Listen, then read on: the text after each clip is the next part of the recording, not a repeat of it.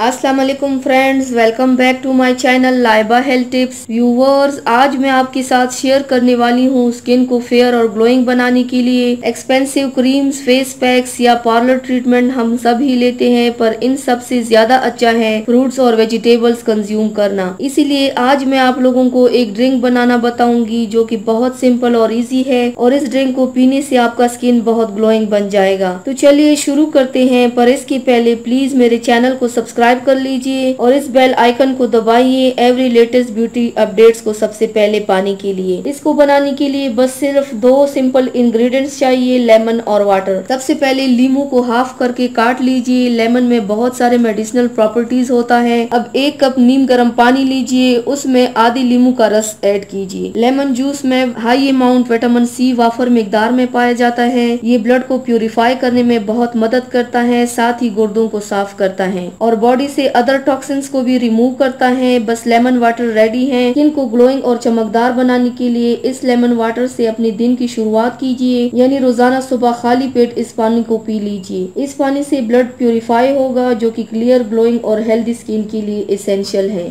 तो viewers, thanks for watching. मेरी video को लाइक और शेयर जरूर कीजिएगा।